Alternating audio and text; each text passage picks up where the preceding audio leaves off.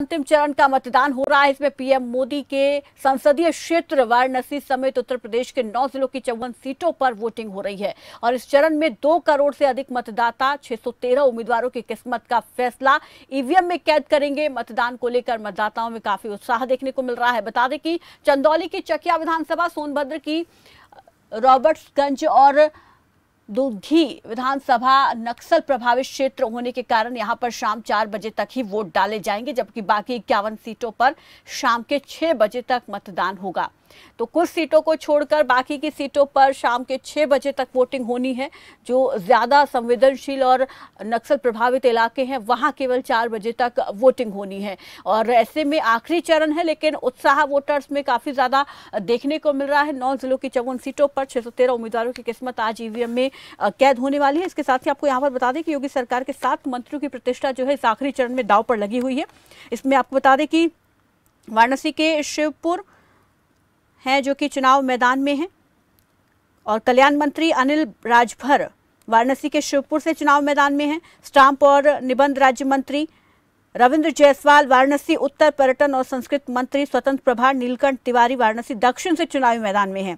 इसके अलावा आवास और शहरी नियोजन मंत्री गिरीश यादव जौनपुर सदर सीट से चुनावी मैदान में हैं। तो ये वो दिग्गज हैं जिनकी प्रतिष्ठा इस चरण में दांव पर लगी है। इसके अलावा और भी कई मंत्री हैं इस चरण में जिनकी प्रतिष्ठा दांव पर है। बता दें आपको ऊर्जा राज्य मंत्री रमाशंकर सिंह पटेल मिर्जापुर की मडिहान से हैं। सहकारिता राज्य मंत्री संगीता यादव बलवंत गाजीपुर सदर से और वहीं राज्य मंत्री संजीव गौंड सोनभद्र की ओबरा सीट से चुनाव मैदान में हैं। इसके अलावा दारा सिंह जो कि योगी सरकार में मंत्री रहे, हालांकि अब वो समाजवादी पार्टी में शामिल हो गए हैं, तो वो भी यहाँ पर मऊ जिले की घोसी सीट से उम्मीदवार हैं। और सोनभद्र से संवाददाता पार्वती पांडे हमारे साथ जुड़ गई हैं। सोनभद्र की बात करें पार्वती, सबसे पहले तो यहाँ पर 9 बजे तक का कितना वोटिंग परसेंटेज रहा है और कितनी रफ्तार वोटिंग की यहाँ पर देख पा रही हैं, जरा दर्शकों को विस्तार से बताएं। जी फिर से बताना चाहूंगी कि यहाँ सुबह 7 बजे से वोट पड़ रहा है। अभी तक कम से कम 35 से 40 वोट पड़ चुके हैं जो कि यहाँ पे नक्सली प्रभावित क्षेत्र होते हुए भी बहुत शांतिपूर्वक वोट पड़ रहा है। जी, और वोटर्स में कितना उत्साह देख पा रही हैं? हालांकि आखिरी चरण का रन अब रह गया है और वोटर्स कितने ज्यादा उत्साहित हैं? कौन से यहाँ के ऐसे मुद्दे हैं जिनको जहन में रखकर आज यहाँ के वोटर्स जो हैं वोट डाल रहे हैं? जी प्रीति, बताना चाहूंगी कि यहाँ के वोटर बहुत ही उत्साह से अपना वोट शांतिपूर्वक डाल रहे हैं और लोगों के मन में विश्वास है कि अगर हम अपना वो एक वोट अगर किसी को देते हैं तो अगर वो आगे बढ़ता है तो हमारे सोचे हुए काम और विकास को आगे लेके जाएंगे। बिल्कुल। अब कौन कौन से मुद्दे हैं यहाँ पर जो इस बार वोटर्स के मन में है, जिनको लेकर वोट डालने की वोटर्स ने ठानी है? किन मुद्दों पर यहाँ के जो मतदाता हैं वो बात करते हैं? आप यहाँ के लोगों को समझती होंगी, इनके बीच रहती हैं, तो कौन से वो मुद्दे हैं? यहाँ पे प्रीति बताना चाहूंगी कि यहाँ पे एक ऐसा मुद्दा है, जैसे ये नक्सली बताया जाता है कि हमारा नक्सली क्षेत्र है और क्या कहते हैं पिछड़ा क्षेत्र है यहाँ पे। तो यहाँ पे आवास, पानी और क्या कहते हैं रोड की बहुत बड़ी प्रॉब्लम होती है और इसको देख के अपने जो मतदान डालने वोट अपना एक वोट देने आता है, इस विश्वास से आता है कि इस विधानसभा में जो निकलेगा वो हमारे स्थानीय मुद्दों पर इस बार यहाँ के लोगों का जोर रहने वाला है, जिन मुद्दों पर मतदान डाले जा रहे हैं। शुक्रिया हमारे साथ जुड़ने के लिए पार्वती, इस तमाम जानकारी के लिए। तो सोनभद्र में भी सुबह से वोटिंग जारी है और ये क्योंकि नक्सली प्रभावित इलाका है तो ऐसे में यहाँ पर सुरक्षा व्यवस्था के भी तमाम इंतजाम किए गए हैं और इसके अलावा यहाँ पर जो है मतदाता अपने मत का इस्तेमाल कर रहे हैं। और वहीं भदोई से संवाददाता मनोज हमारे साथ जुड़ गए हैं, माफ कीजिएगा सोनू तिवारी हमारे साथ जुड़ गए हैं यहाँ पर। सोनू, अगर हम भदोई की बात करें तो अभी तक कितना वोट परसेंट यहाँ पर देखने को मिल रहा है और कितनी रफ्तार वोटिंग की देख पा रहे हैं? अभी तो मैडम 20 से 25% यहाँ पे मतदान हो चुका है और यहाँ पे मतदान जारी है। सब मतदाता अपना लाइन लगा के बारी बारी से वोट दे रहे हैं। शांतिपूर्वक हमारे यहाँ चुनाव का अच्छी व्यवस्था, कड़ी शासन का व्यवस्था किया गया है भदोही जिले में। और किन मुद्दों पर आज भदोही में मतदान हो रहा है? विकास के मुद्दों पे मैडम। क्या कुछ मुख्य यहाँ की समस्याएं हैं जो लोग चाहते हैं कि इनको जो उनका जनप्रतिनिधि है वो ठीक करे, उनको सुधारे, वो सुविधाएं उनको मिले? कड़ा शिक्षा, स्वास्थ्य और रोड। तो इन मुद्दों पर यहाँ पर इस बार मतदान हो रहा है। समीकरणों की बात की जाए सोनू, तो पिछले बार के मुकाबले इस बार कितना बदलाव देख पा रहे हैं, क्या कुछ बदलाव देख पा रहे हैं, जरा दर्शकों को विस्तार से बताएं। मैडम ऐसा है कि अभी तक जो भी हमारे यहाँ के चुनाव हुआ है, हमारे यहाँ 393 विधानसभा से 4 बार लगातार हमारे यहाँ बाहुबली विधायक विजय मिश्र जी विधायक रह चुके हैं। हाँ, और इस बार जो है विधायक विजय मिश्रा ही आगरा जेल में निरुद्ध है, और जो कि उनके पक्ष में भी हो सकता है चुनाव, लेकिन यह है कि इस बार तो जनता चाह रही है कि हम विधायक को थोड़ा सा बदला जाए। तो उसकी क्या वजह देख पा रहे हैं? जी मैम, उसकी क्या वजह मानते हैं कि जो जनता ने इस बार मन बनाया है, जो पुराने विधायक यहाँ से चले आ रहे हैं विजय मिश्रा, उनको बदलने का?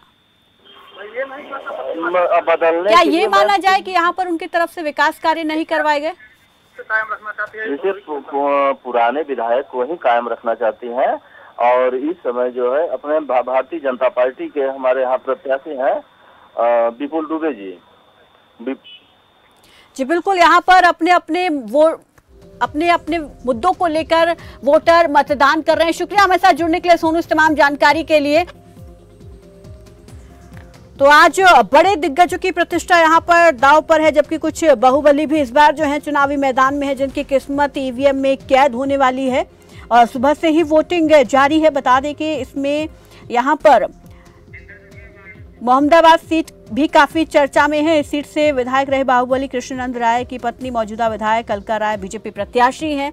इसके अलावा यहाँ पर और वाराणसी से भी कई दिग्गजों की प्रतिष्ठा दांव पर है। और इस पर ज्यादा जानकारी के साथ संवाददाता सतेंद्र हमारे साथ जुड़ गए हैं। सतेंद्र, वाराणसी की अगर हम बात करें तो क्योंकि प्रधानमंत्री का संसदीय क्षेत्र ये है, तो एक तरीके से उनकी भी प्रतिष्ठा यहाँ पर दांव पर है और एक हॉट सीट के तौर पर इसको देखा जा रहा है आखिरी चरण में। तो यहाँ पर सबसे पहले तो यही जानना चाहूंगी कि किन मुद्दों पर इस बार मतदान हो रहा है और अभी तक कितना वोट परसेंट रहा है, कितनी रफ्तार वोटिंग की देख पा रहे हैं?